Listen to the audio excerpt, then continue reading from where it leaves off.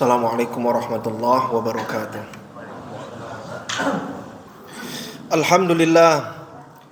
Alhamdulillahilladzi an'ama alaina bi ni'matil hurriyyati wal isti'mar. Asyhadu an la ilaha illallahul malikul qahhar wa asyhadu anna Muhammadar Rasulullahil Mustafal Mukhtar. Allahumma salli ala sayyidina Muhammadin sallallahu alaihi wasallam ala khairil akhyar wa ala alihi wa sahbihi dhawil hidayati wal ibkar. Amma ba'du fa ya ibadallah, usikum wa iyaya bi taqwallah faqad fazal muttaqun. Qala Allah ta'ala fi kitabihil karim wa huwa asdaqul qailin. A'udzu billahi minasy syaithanir rajim. Bismillahirrahmanirrahim. Ya ayyuhalladzina amanu taqullaha haqqa tuqatih wa la tamutunna illa wa antum muslimun. Shadaqallahul azim wa sadaqa rasuluhun nabiyyul karim wa nahnu ala dzalika minasyahidina wasyakirin walhamdulillahi rabbil alamin. Ma'asyiral muslimin, jamaah salat Jumat yang Allah muliakan, kita bersyukur kepada Allah Subhanahu wa taala dengan mengucapkan alhamdulillahi rabbil alamin. Kemudian khatib berwasiat untuk diri sendiri dan kita semua, mari kita tingkatkan iman dan takwa kepada Allah Subhanahu wa taala. Berselawat kita kepada Nabi Muhammad sallallahu alaihi wasallam dengan melafazkan Allahumma salli ala sayyidina Muhammad wa ala ali sayyidina Muhammad. Hadirin ya Allah muliakan, topik kita pada Jumat kali ini adalah indahnya hidup bersama Al-Quran. Saudaraku yang Allah muliakan, segala sesuatu, apapun segala sesuatu itu, kalau dikaitkan, didekatkan, dihadapkan kepadanya Al-Quran, maka segala sesuatu tersebut yang awalnya boleh jadi buruk, bahkan hina, tapi karena disandarkan kepadanya Al-Quran, menjadi mulia di hadapan Allah Subhanahu wa taala. Apa contohnya? Ada sesuatu itu, hadirin, nama tempat, yaitu Mekah. Mekah itu sebuah kota yang dulu namanya dengan kota jahiliyah. Kenapa Mekah dahulu disebut dengan kota jahiliyah? Karena peradabannya sangat ketertinggalan. Disebut dengan jahiliyah adalah kota yang sangat bodoh. Kenapa? Karena kemaksiatan banyak terjadi di Mekah kala itu. Orang menyembah berhala, Lata, Uzza, Jibti, Tawud, Manat, Naham, Syams dan seterusnya ada di kota Mekah masa itu. Bahkan perzinahan sudah menjadi hal yang biasa bagi mereka, masyarakat Mekah kala itu. Pembunuhan sudah menjadi santapan hari-hari mereka, hadirin. Tapi perhatikan, ketika Allah turunkan Al-Quran di kota Mekah, maka apa yang terjadi? Kota Mekah yang dahulu dengan nama jahiliyah berubah dengan nama Al-Mukarramah, Makkatal Mukarramah. Apa arti Mukarramah? Yang dimuliakan oleh Allah Subhanahu wa taala. Nah, siapa yang tidak rindu solat di Masjidil Haram, Mekah Al-Mukarramah? Satu waktu kita solat di sana, maka sama pahalanya, fadilahnya di tempat lain sebanyak 100.000 kali. Padahal hadirin, Mekah dahulu disebut dengan kota jahiliyah, tapi karena di situ Allah turunkan Al-Quran, menjadi dimuliakan oleh Allah Subhanahu wa taala. Itu contoh pertama. Ada yang kedua, sesuatu juga yang awalnya hina, tapi karena ada Al-Quran di sana menjadi mulia. Apa dia? Nama tempat juga. Dulu ada nama kota, yaitu Yathrib. Asal katanya Tharoba, artinya tanah yang hina, menghinakan. Kenapa Yathrib disebut tanah yang menghinakan? Karena sama percis kurang lebih dengan kota Mekah pada masa itu. Kenapa? Orang mabuk-mabukan sudah menjadi hal yang biasa bagi masyarakat Yathrib saat itu. Bahkan pembunuhan, perzinahan sudah menjadi santapan hari-hari mereka. Menyembah berhala sudah biasa bagi masyarakat Yathrib saat itu. Tapi hadirin, ketika Allah turunkan Al-Quran di kota Yathrib, maka Yathrib berubah dengan nama Madinah. Apa arti Madinah? Kota. Tak hanya kota, tapi diberi julukan di belakangnya dengan sebutan Al-Munawwarah, Madinah Al-Munawwarah. Siapa yang tidak rindu berziarah di makam Nabi kita Muhammad SAW di Madinah Al-Munawwarah? 1 rakaat kita, 1 waktu kita sholat di Masjid Nabawi, maka sama fadilahnya sholat di tempat lain 1000 kali. Kita rindu untuk bisa melihat dan berziarah makam Nabi SAW. Padahal hadirin, dahulu Madinah itu namanya kota Yasrib. Tapi ketika Allah turunkan Al-Quran, menjadi mulia di hadapan Allah Subhanahu wa ta'ala. Lalu apa contoh selanjutnya yang sesuatu itu menjadi mulia? Hadirin, ada nama bulan. Allah katakan di dalam Al-Quran, Inna iddatas syuhuri indallahi 12 syahra. Ada 12 bulan yang beredar di permukaan bumi Allah. Al-Muharram, Safar, Rabiul Awal, Rabiul Akhir, Jumadil Awal, dan seterusnya. Dari 12 bulan kata Allah dalam Al-Quran, minha arba'atun hurum. Ada 4 bulan yang disebut dengan bulan yang mulia, haram. Apa dia? Yaitu Dzulqa'dah, Dzulhijjah, Al-Muharram, dan satu lagi yaitu bulan Rajab. Dari 4 bulan mulia ini, saudaraku yang Allah muliakan, tidak disebutkan ada bulan yang paling agung. Tapi ternyata Allah Subhanahu wa ta'ala ingin memberikan kedudukan bulan suci Ramadan menjadi bulan yang paling agung. Kenapa kok bulan suci Ramadan menjadi sayyidus syuhur, penghulunya, koordinatornya bulan-bulan 11 yang lain? Kenapa enggak bulan yang lain? Kenapa enggak bulan Zulhijjah misalnya? Bukankah bulan Zulhijjah adalah bulan musimnya haji? Kenapa kok mesti Ramadan? Jawabannya syahrul Ramadan alladzi unzila fihil Quran. Karena bulan suci Ramadan di dalamnya diturunkan Al-Quran. Akhirnya Ramadan menjadi paling mulia dibandingkan 11 bulan yang lainnya. Ada lagi saudaraku yang Allah muliakan, sesuatu tersebut menjadi mulia. Apa dia? Malaikat. Malaikat itu jumlah makhluk Allah yang paling banyak Allah ciptakan. Dari miliaran, mungkin bahkan triliunan, hadirin. Kenapa kok mesti Jibril alaihissalam yang menjadi komandan para malaikat Allah Subhanahu wa ta'ala? Dulu ada pemimpin para malaikat namanya Azazil. Siapa dia Azazil? Pemimpin para malaikat. Azazil ketika Allah ciptakan Adam alaihissalam, fasajadu, semuanya sujud, illa kecuali Azazil. Maka Azazil ketika tidak mau sujud kepada Adam, bukan menyembah Adam, tapi menghormati ciptaan Allah bernama manusia yaitu Adam, maka saat itu Azazil tidak mau sujud.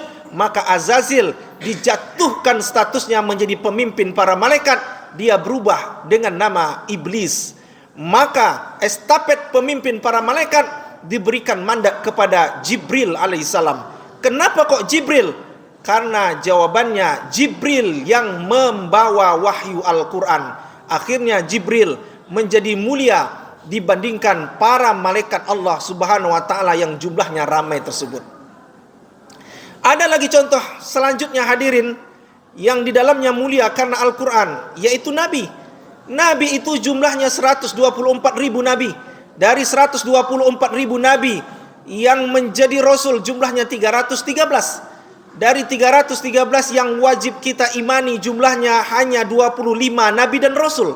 Dari 25 nabi dan rasul, ada nabi yang diberi julukan ulul azmi, jumlahnya ada 5. Dan dari 5 itu ada penutup nabi, yaitu Nabi Muhammad sallallahu alaihi wasallam. Dari ratusan ribu para nabi itu hadirin, kenapa kok Nabi Muhammad yang menjadi Sayyidul Anbiya, menjadi penghulu, pemimpin dibandingkan para nabi yang lain? Kenapa kok enggak nabi yang lain? Contoh, kenapa enggak Nabi Adam?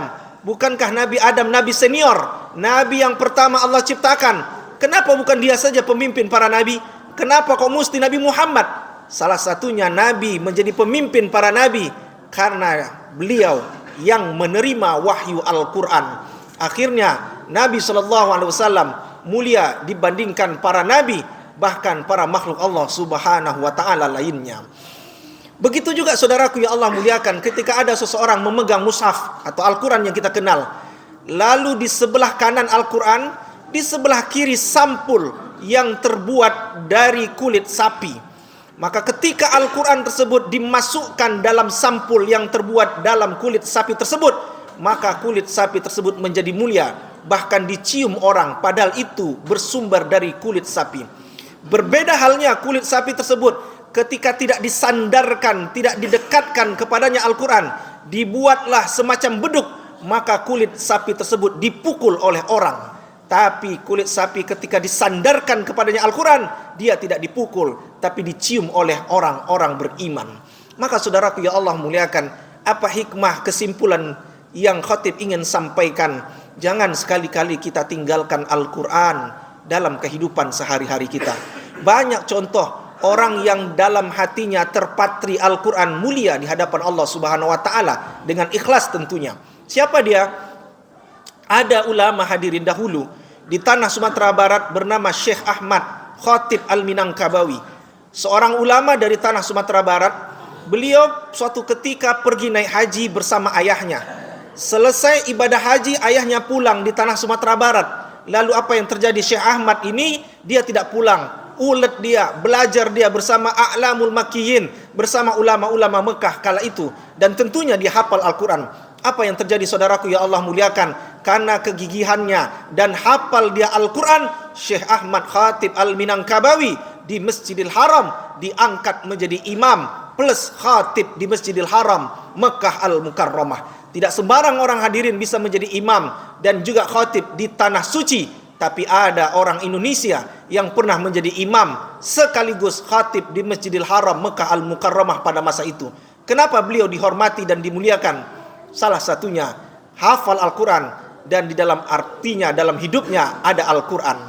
Begitu juga beberapa tahun yang lalu hadirin, ada program di RCTI, Akademi Hafiz RCTI, yang juara 1 dan juara 2 hadirin adalah anak Provinsi Riau. Anaknya baru berumur 9 tahun, tapi ketika dia menjuarai Akademi Hafiz RCTI, maka pulang dia dari Jakarta ke Riau. Maka datanglah pengusaha muslim menawarkan kepada orang tuanya ini. Apa kata pengusaha ini? Anak ini yang usianya 9 tahun, yang masih duduk di bangku SD, tapi pengusaha ini sudah memberikan jaminan beasiswa sampai ke perguruan tinggi. Silahkan anak yang SD ini nanti kelak memilih sekolah yang dia inginkan. Padahal masih duduk di SD, tapi pendidikannya sudah dijamin oleh Allah Subhanahu wa Ta'ala. Maka saudaraku yang Allah muliakan, cerita-cerita ini merupakan hal yang realita dalam kehidupan sehari-hari. Maka jangan sampai kita tinggalkan Al-Quran. Orang yang terbata-bata saja hadirin membaca Al-Quran, dia tetap mendapatkan kemuliaan. Apa kata Nabi? Walladzi yaqra'ul Qur'ana wa yata'ta. Orang yang membaca Al-Quran terbata-bata, tidak lancar, maka kata Nabi falahu ajran, dia mendapatkan 2 kemuliaan. Kenapa kau dapat 2 kemuliaan? Karena pertama, dia sudah bersusah payah membaca Al-Quran, dan yang kedua, niatnya karena Allah Subhanahu wa Ta'ala. Tapi hadirin, jangan dijadikan dalil kita sebagai manusia, orang Islam, membaca Al-Quran terbata-bata sampai akhir hayat. Tapi dalam hadis ini ada Nabi sebutkan sebelumnya. Apa kata Nabi? Al-mahiru bil Quran, orang yang mahir, fasih, lancar membaca Al-Quran, maka orang tersebut di hari kiamat ma'as safaratil kiramil bararah, nanti di hari kiamat di backup, dikawal oleh para malaikat Allah yang mulia. Nanti waktu itu dia bingung, ya Allah, kenapa kok aku ini dikawal para malaikat? Di kananku ada malaikat, di kiriku malaikat, depan, belakang, atas, bawah ada malaikat yang mengawal. Ada apa ini ya Allah? Maka saat itu malaikat menjawab, mau tahu kenapa engkau kami kawal? Karena engkau waktu di dunia mahir, fasih, lancar membaca Al-Quran, terbata-bata saja mendapatkan kemuliaan, lancar saja mendapatkan kemuliaan. Bagaimana dengan mereka yang hafal Al-Quran? Maka saat itu hadirin, ketika ada seorang anak yang hafal Al-Quran, maka kedua orang tuanya dikalongi mahkota yang sangat luar biasa. Saat itu dia duduk seperti raja dan ratu. Maka orang sibuk mencari syafaat, karena saking matahari itu panasnya luar biasa, bercucuran keringat, orang-orang minta syafaat. Bertemu dengan Nabi Adam tak dapat syafaat, bertemu dengan Nabi Nuh tak dapat syafaat. Maka ada sekelompok orang seperti raja dan ratu, maka dia katakan, ya Allah, itu orang bercucuran keringat minta syafaat, mengemis syafaat, bertatih-tatih dia minta syafaat. Sementara aku, begitu luar biasa engkau muliakan di hari kiamat ini, aku duduk seperti raja dan ratu. Ada apa ini ya Allah? Maka Allah langsung menjawab, engkau ketika di dunia mampu mendidik anakmu hafal Al-Quran. Bahkan ketika anaknya hafal Al-Quran, tidak hanya orang tuanya saja yang Allah muliakan, bahkan kerabatnya, keluarganya juga Allah angkat derajatnya. Maka saudaraku ya Allah muliakan, minimal dalam satu hari 1 lembar kita membaca Al-Quran. Tidak bisa 1 lembar, 1 halaman pun kita baca Al-Quran. Karena ada ibadah yang kita lakukan di dunia ini hadirin, Allah akan lanjutkan juga nanti di surga. Solat kita di dunia hadirin, nanti di saat kita di surga Allah tak perintahkan kita solat. Berzakat kita di dunia, tapi nanti di surga Allah tak perintahkan berzakat. Haji kita di dunia, Allah tak perintahkan kita nanti di surga melaksanakan haji. Tapi ada amalan ibadah di dunia kita lakukan, juga kita lakukan di surga, yaitu membaca Al-Quran. Mudah-mudahan kita bisa menjadi ahlul Quran dan bisa menebarkan Al-Quran dalam kehidupan sehari-hari. Mudah-mudahan bermanfaat. Mohon maaf, fa'tabihu ya ulil absar la'allakum turhamun.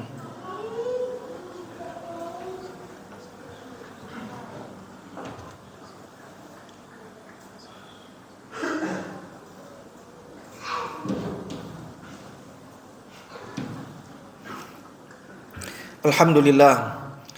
Alhamdulillahilladzi an'ama alaina bi ni'matil iman wal islam.